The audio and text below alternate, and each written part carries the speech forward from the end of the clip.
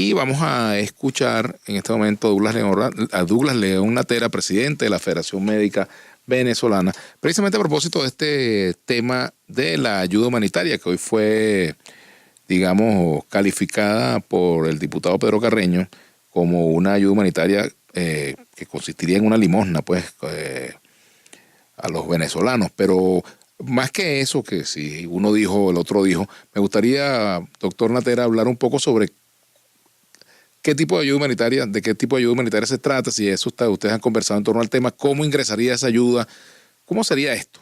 Bienvenido, doctor Natera. Sí, muchas gracias, Vladimir, por la invitación.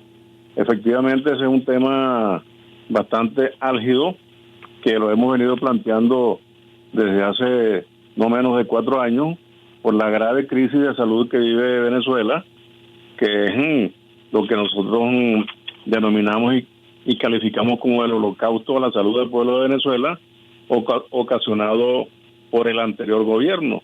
Entonces tenemos que hay una mortalidad inmensa de una gran cantidad de pacientes que pudieron haberse salvado, pero el hecho de no tener medicamentos, insumos, material médico quirúrgico en los hospitales y en los ambulatorios, es imposible que solo con las uñas o con conocimiento del médico el equipo de salud pueda salvar vidas.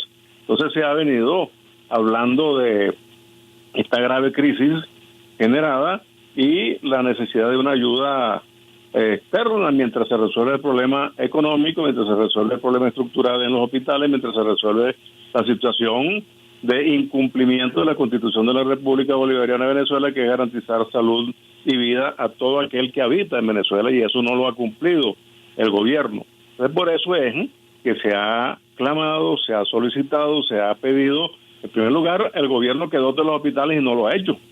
Dice, pero no lo hace. Lo vuelve a decir y no lo vuelve a hacer. Lanza programas de teléfono 0800 X medicina, 0800 enfermos, 0800 equipamiento, y eso no llega ni atienden a la gente por teléfono.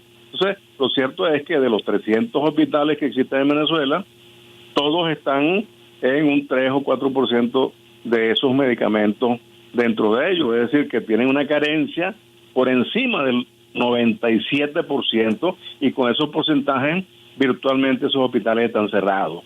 Y por eso es que no solamente es la actividad política ya generada por la solicitud número 1 que hace el presidente Guaidó, sino que es un clamor popular de los pacientes, de los familiares y de todo el equipo de salud encabezado por los médicos, que es la necesidad de tener esa ayuda humanitaria de medicamentos, insumos y material médico quirúrgico en los hospitales. Que no es fácil, es cierto, no es fácil una vez tenido ese material, esos insumos aquí en Venezuela. Primero, la llegada.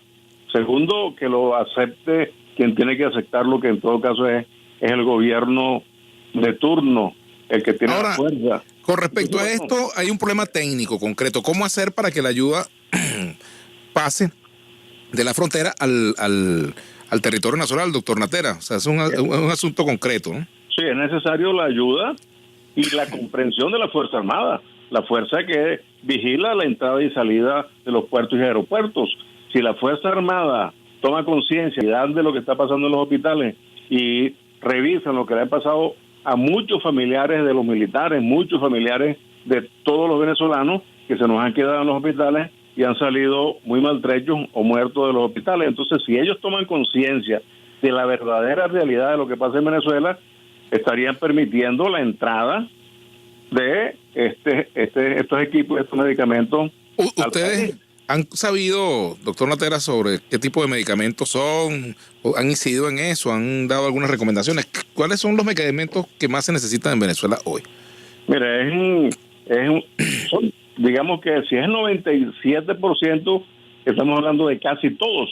Entonces tenemos los más inmediatos, que es la atención, por ejemplo, en la emergencia pediátrica, en la emergencia de los adultos, para poder resolver el problema de la inmediatez, llegó el paciente herido, el paciente traumatizado, y solucionarle el problema de eso, si es quirúrgico o si es médico, y si es un niñito, bajarle la fiebre y tener el insumo, medicamento ya de una vez para que pueda salvarse ese niñito que es muy lábil, o un anciano, o una persona de la tercera edad que llegue con una crisis hipertensiva, con un problema diabético, con una glicemia inmensamente alta, o un paciente de insuficiencia renal crónica reagudizada que necesita diálisis.